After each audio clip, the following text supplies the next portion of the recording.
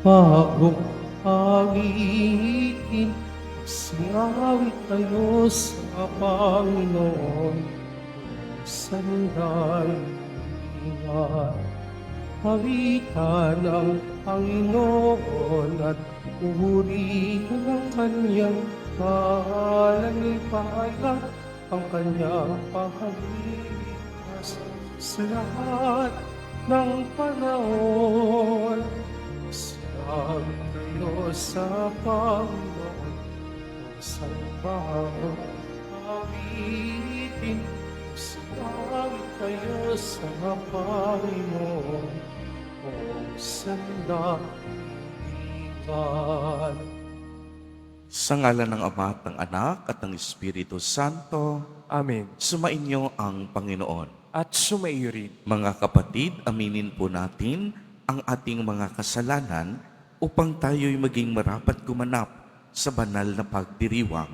Inaamin ko sa makapangyarihang Diyos. At sa inyo mga kapatid, nalubha akong nagkasala sa isip, sa salita, sa gawa, at sa aking pagkukulang.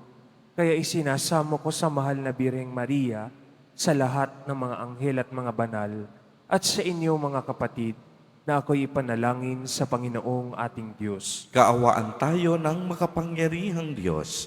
Patawarin tayo sa ating mga kasalanan at patnubayan tayo sa buhay na walang hanggan. Amen. Panginoon, kaawaan mo kami. Panginoon, kaawaan mo kami. Kristo, kaawaan mo kami. Kristo, kaawaan mo kami. Panginoon, kaawaan mo kami. Panginoon, kaawaan mo kami. Manalangin tayo. Ama naming makapangyarihan, maisaloob nawa naming palagian ang mga galing sa Espiritu ng Kabanalan upang sa salita at gawa ay aming magampanan ang lahat ng iyong mga kinalulugdan sa pamamagitan ni Jesucristo, kasama ng Espiritu Santo, magpa sa walang hanggan. Amen. Magsiupo muna ang lahat.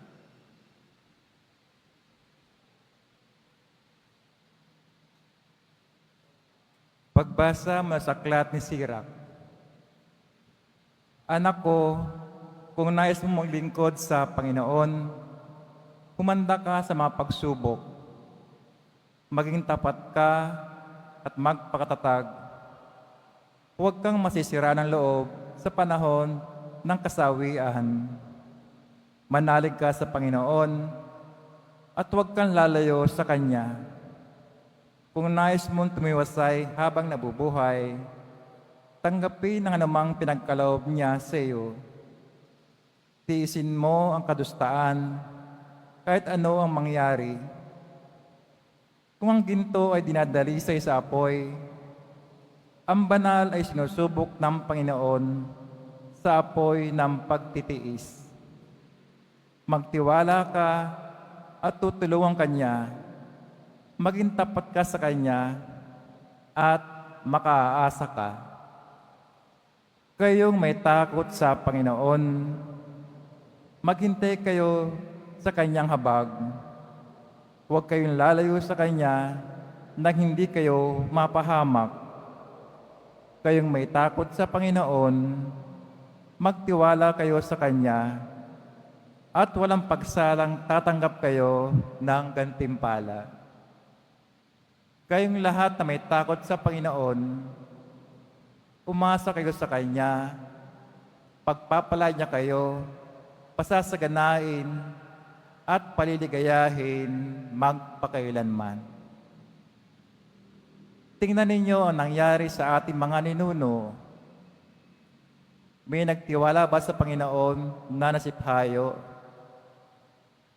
May nanatili bang naglilingkod sa Kanya na Kanyang pinabayaan? May tumawag ba sa Kanya na hindi niya dininig? Sapagkat mawain at pagpatawad ang Panginoon. Pinatawad niya tayo sa ating kasalanan, iniligtas sa kagipitan.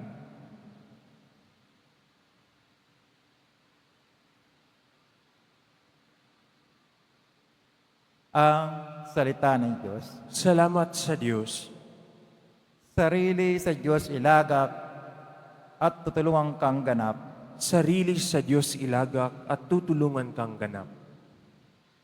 Umasa ka sa Diyos ang mabuti gawin at mananahan ka ligtas sa lupain. Sa Diyos mo hanapin ang kaligayahan.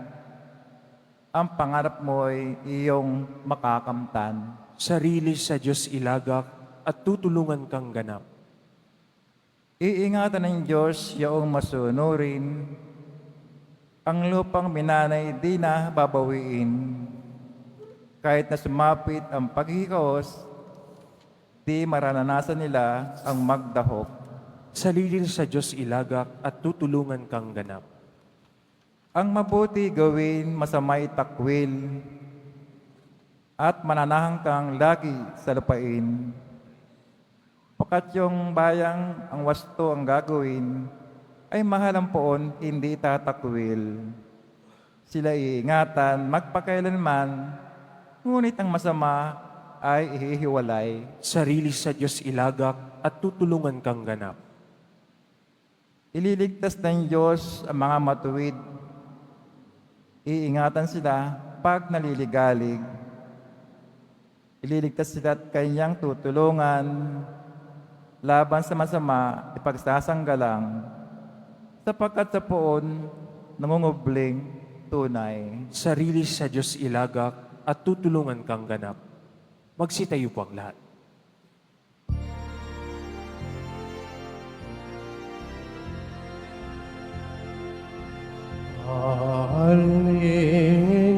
Hallelujah, Hallelujah,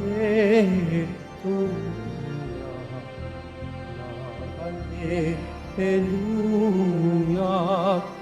Hallelujah.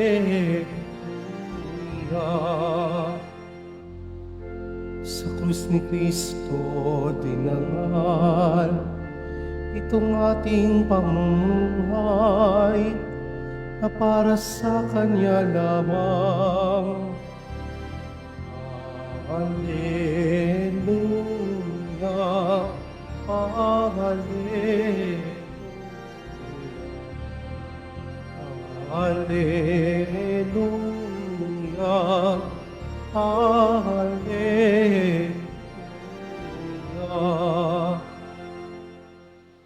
Sumainyo ang Panginoon. At sumaiyo rin. Ang mabuting balita ng Panginoon ayon kay San Marcos. Papuri sa iyo, Panginoon. Noong panahong iyon, sina Jesus at ang kaniyang mga alagad ay nagdaan ng Galilea. Ayaw ni Jesus na malaman ito ng mga tao, sapagkat tinuturuan niya ang kaniyang mga alagad. Sinabi niya, ang anak ng tao ay ipagkakanulo at papatayin, ngunit muling mabubuhay sa ikatlong araw. Hindi nila nauunawaan ang sinabi niya, ngunit natatakot naman silang magtanong sa kanya. At dumating sila sa Capernaum. Nang sila'y nasa bahay na, tinanong ni Jesus ang kaniyang mga alagad, ano bang pinagtatalunan ninyo sa daan? Hindi sila kumibo, sapagkat ang pinagtatalunan nila'y kung sino sa kanila ang pinakadakila. Naupo si Jesus, tinawag ang 12 at sinabi, ang sinumang nagnanais maging una ay dapat maging huli sa lahat at maging lingkod ng lahat. Tinawag niya ang isang maliit na bata at pinatayo sa harapan nila. Pagkatapos, kinalong niya ito at sinabi, ang sinumang tumanggap sa isang maliit na batang tulad nito, alang-alang sa akin, ay tumatanggap sa akin. At sinumang tumatanggap sa akin, hindi ako ang kaniyang tinatanggap, kung hindi ang nagsugo sa akin. Ang mabuting balita ng Panginoon. Pinupuri ka namin, Panginoong Hesukristo. Magsiupo mo ng lahat. Magandang umaga po sa inyong lahat, mga kapatid kay Kristo. Sa lahat po ng ating mga taga-subaybay sa iba't ibang online platforms at sa lahat ng ating mga kadiboto sa iba't ibang panig ng Pilipinas at maging sa buong mundo kung saan tayo ay naaabot ngayon ng ating live streaming. Mapayapang umaga din po sa inyong lahat. Purihin at dakilain natin ang ating Panginoon, ang mahal na poong Jesus Nazareno.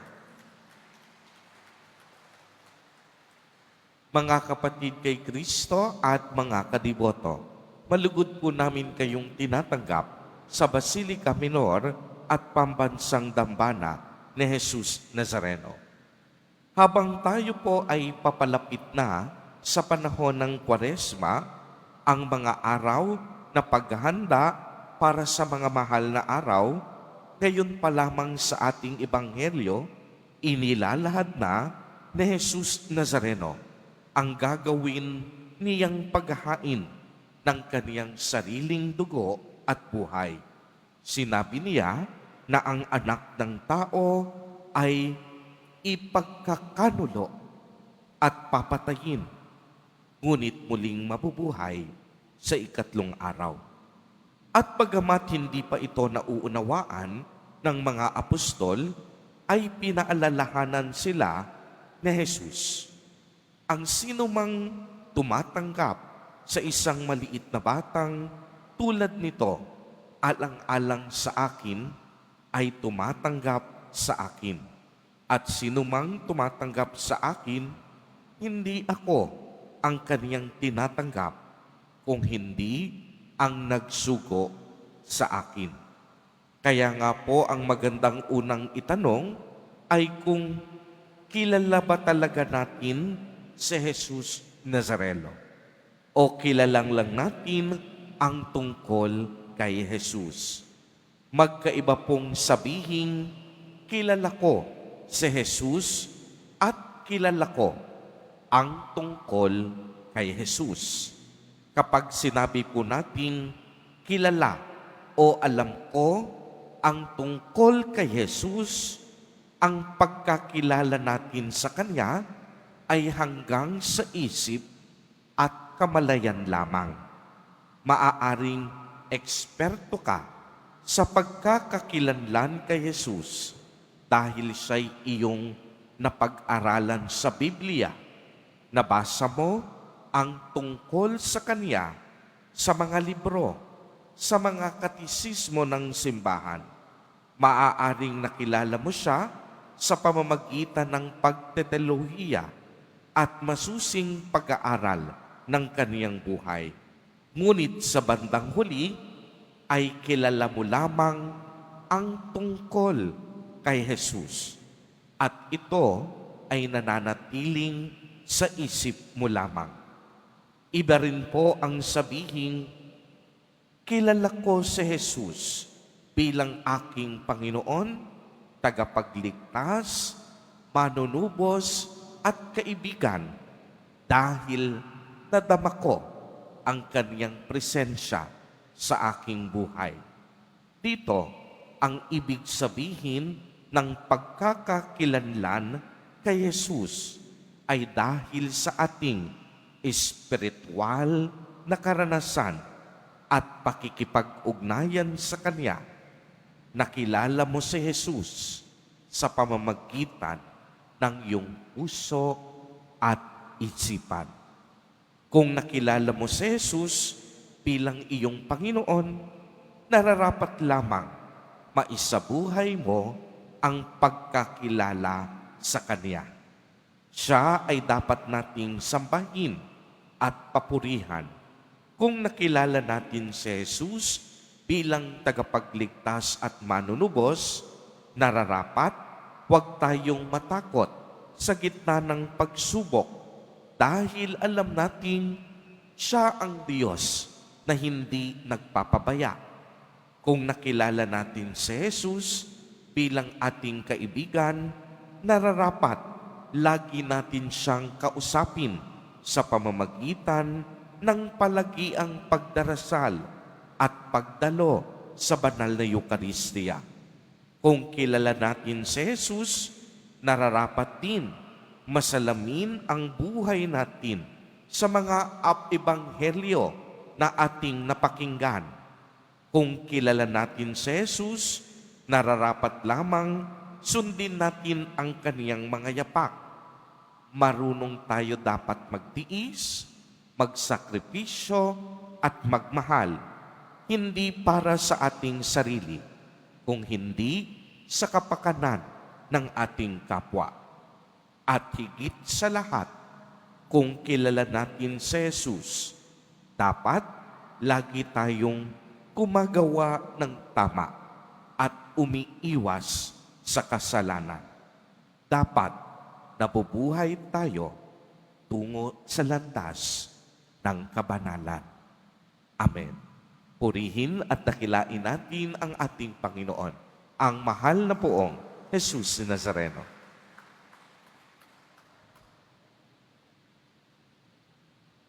Magsitayo po ang lahat.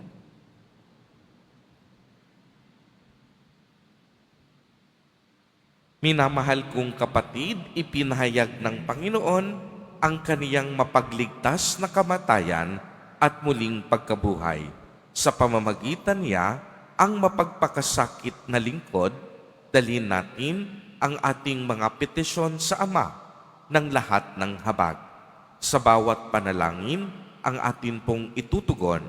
Mahabaging Diyos, basbasan mo ang iyong mga anak. Mahabaging Diyos, basbasan mo ang iyong mga anak. Ang mga pinuno ng simbahan, naway magpakita ng maliwanag na pananaw ng mapagtimping katatagan sa mga kaguluhan ng ating panahon. Manalangin tayo. Mahabaging Diyos, basbasan mo ang iyong mga anak. Ang kapayapaan at pagkakaisa naway maghari sa lahat ng mga bansa at sa lahat ng tao sa mundo. Manalangin tayo. Mahabaging Diyos, basbasan mo ang iyong mga anak. At tinawang mapagtanto na hindi matatagpuan sa kapangyarihan at pagiging kagalang-galang ang tunay na kadakilaan, kundi makikita lamang ito sa paglilingkod sa kapwa. Manalangin tayo. Mahabaging Diyos, basbasan mo ang iyong mga anak. Ang may sakit, naway mayugat ang kanilang pagdurusa sa mga paghihirap ni Jesus sa krus. Manalangin tayo. Mahabaging Diyos, basbasan mo ang iyong mga anak. Ang mga nauna sa ating mga yumao, naway tumanggap ng kapatawaran sa kanilang mga kasalanan. Manalangin tayo. Mahabaging Diyos, basbasan mo ang iyong mga anak. Sa ilang sandali ng katahimikan, ating ipanalangin ang iba pang mga pangangailangan ng ating pamayanan, gayon din ang mga intensyon na iniaalay sa ating misa sa araw na ito, at isama rin natin ang ating mga pansariling kahilingan.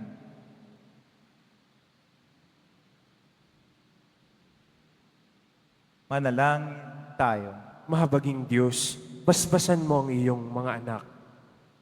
Makalangit na Ama, bigyan mo kami ng katapangan upang tanggapin ang mga paghihirap na dumaraan sa aming buhay. Akayin mo kami sa kaganapan ng kaligayahan sa iyong presensya. Hinihiling namin ito sa pamamagitan ni Kristo na aming Panginoon. Amen. Magsiupo muna ang lahat.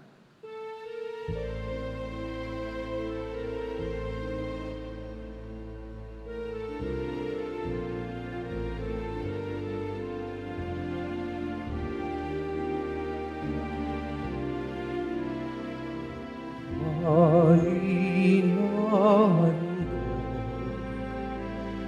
sa'yo, Panginoon, ay tinapay at alak mula sa aming kamay. Sa iyong kabutihan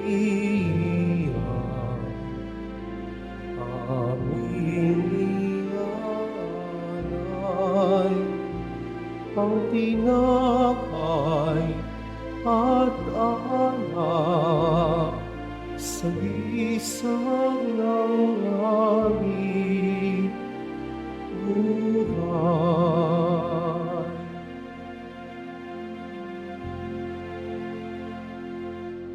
Magsitayo po ang lahat. Manalangin kayo mga kapatid upang ang paghahain natin ay kalugdan ng Diyos amang makapangyarihan. Tanggapin nawa ng Panginoon itong paghahain sa iyong mga kamay, sa kapurihan niya at karangalan, sa ating kapakinabangan at sa buong sambayanan niyang banal.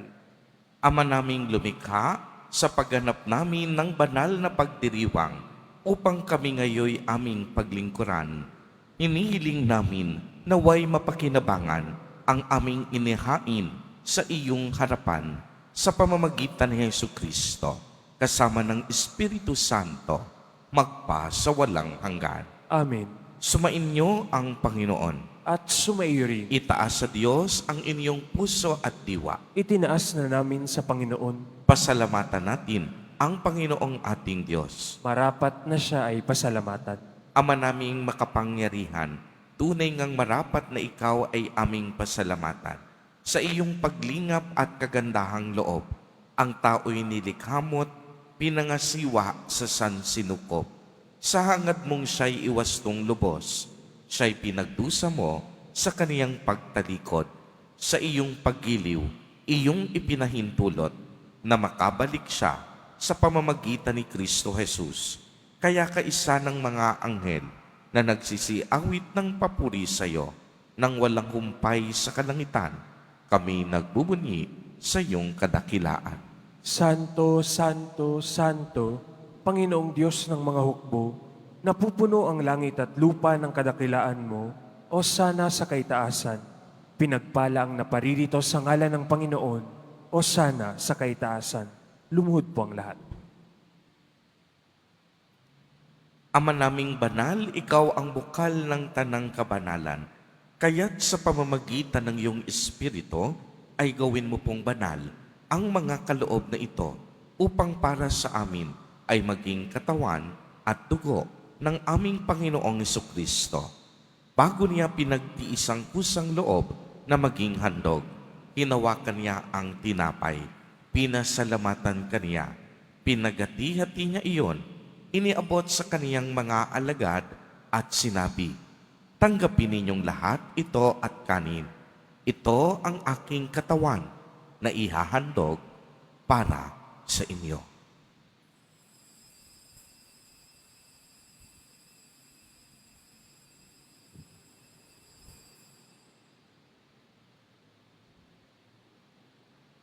Gayon din naman noong matapos ang hapunan, hinawakan niya ang kalis, muli kaniyang pinasalamatan. Iniabot niya ang kalis sa kaniyang mga alagad at sinabi, "Tanggapin ninyong lahat ito at inumin.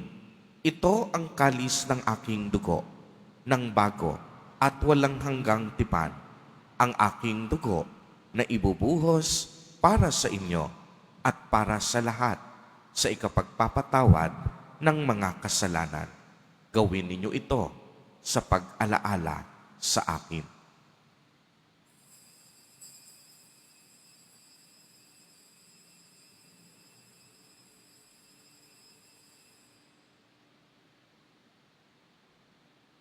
Magsitayo po ang lahat.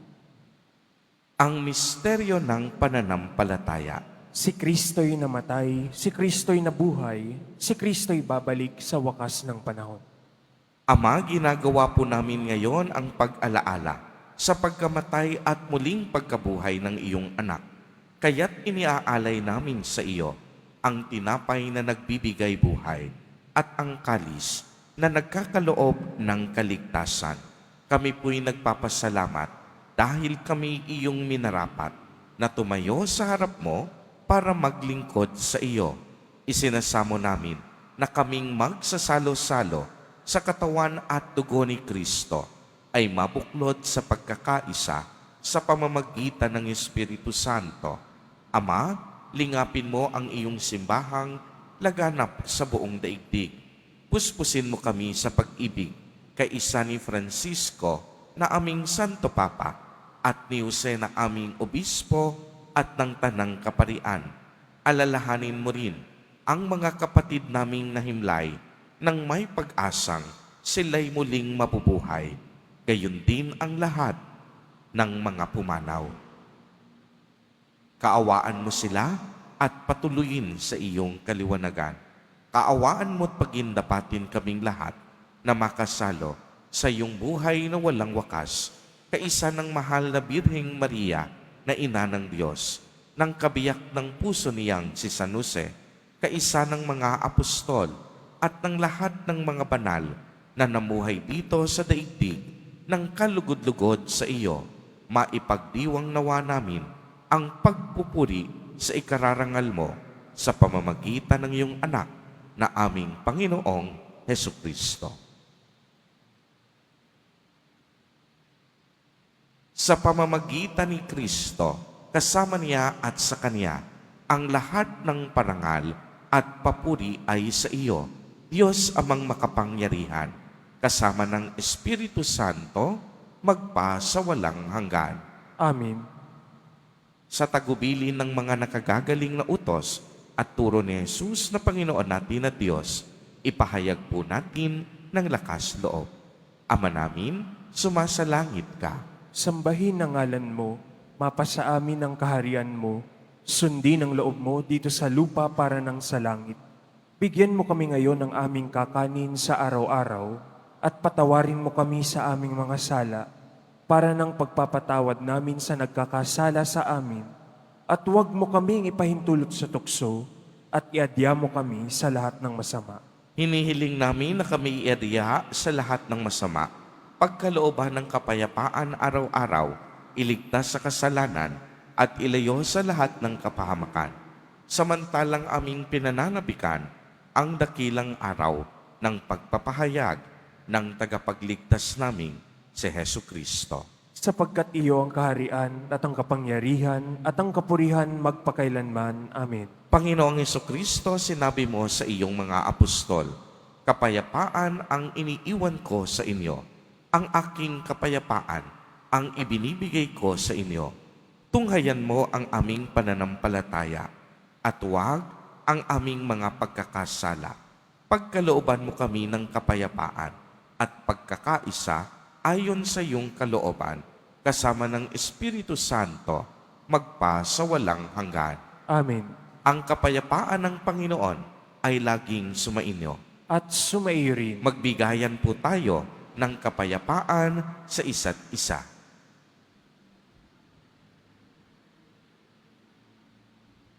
Kordero ng Diyos na nag-aalis ng mga kasalanan ng sanlibutan, maawa ka sa amin.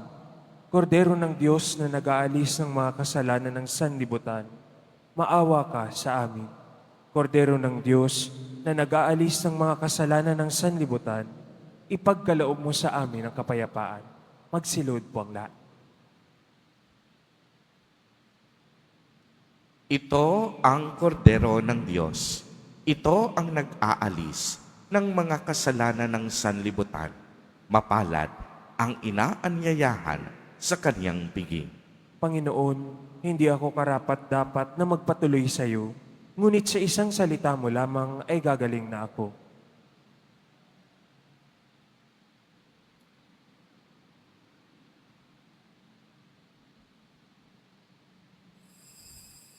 Para sa lahat ng tatanggap ng banal na komunyon, sasagot po tayo ng amin pagkasabi ng pari o ng lay minister ng katawan ni Kristo at isubo agad sa bibig bago umalis sa harapan ng pari o lay minister. Sumunod po tayo.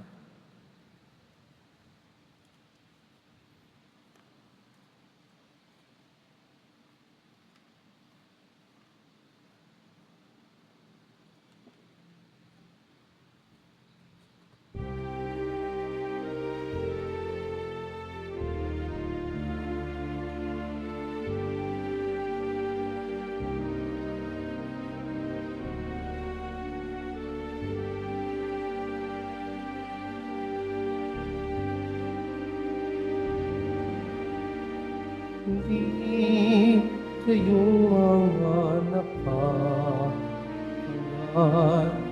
kayong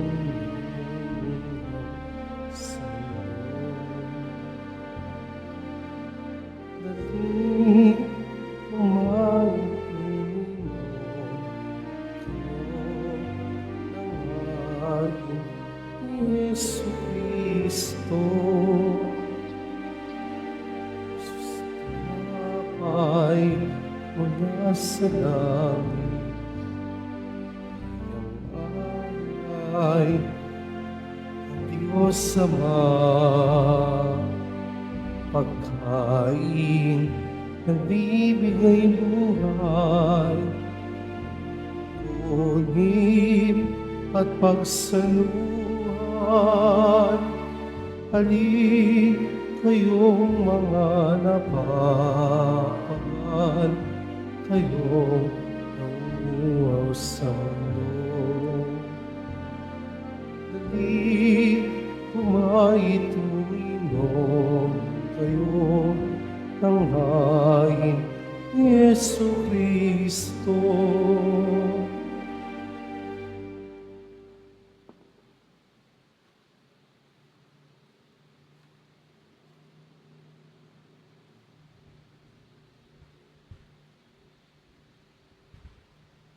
Pagkatapos ng misa, wiwisikan po ang lahat ng banal na tubig.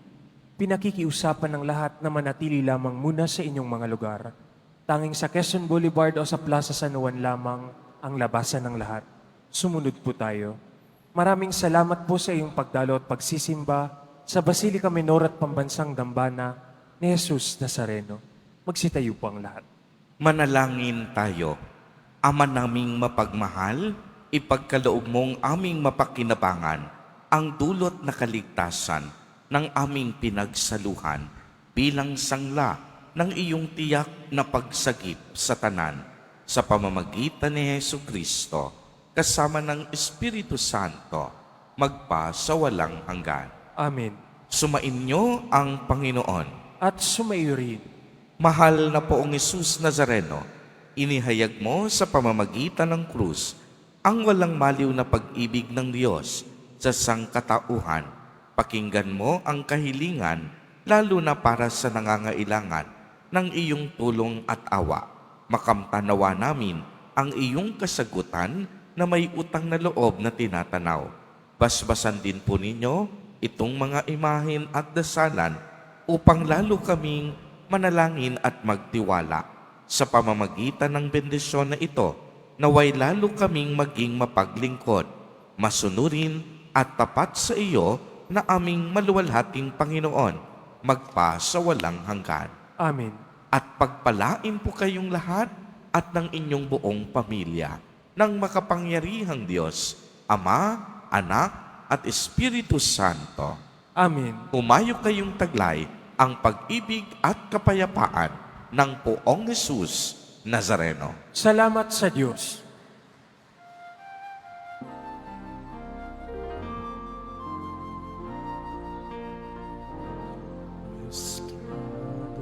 Padre Jesus Nazareno, sinasamba namin. Ikinto namin, parang mo ang aming buhay at kaligtasan. Cristo Padre Jesus Nazareno, ligtas mo kami sa kasalanan. Ang krus mo pinamatayan ay sagisag ng aming kaligtasan. Nuestro Padre Jesus Nazareno, inarangal ka namin. Nuestro Padre Jesus Nazareno, iniwalhati namin. Nuestro Padre Jesus Nazareno, inarangal namin. Nuestro Padre Jesus Nazareno,